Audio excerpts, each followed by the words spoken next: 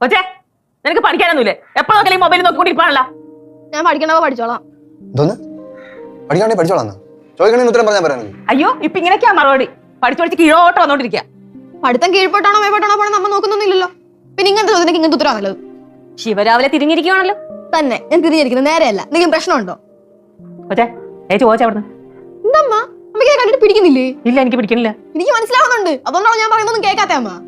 നീ പറയണൊന്നും കേൾക്കാത്തോണ്ടാണല്ലോ നിനക്ക് ഇഷ്ടപ്പെട്ട സബ്ജക്ട് നിനക്ക് ഇഷ്ടപ്പെട്ട സ്ഥലത്ത് പോയി പഠിക്കാനുള്ള എല്ലാ സൗകര്യം ചെയ്തു തന്നത്. കോളേജിൽ അങ്ങോട്ട് ചേർത്ത എല്ലാം ആയിന്ന വിചാരം. ഞാനേ ഇവിടെ നിന്നാ ശരിയാവില്ല. ചിലപ്പോ ഇവിടെ ഞാൻ വരും ചെയ്യും.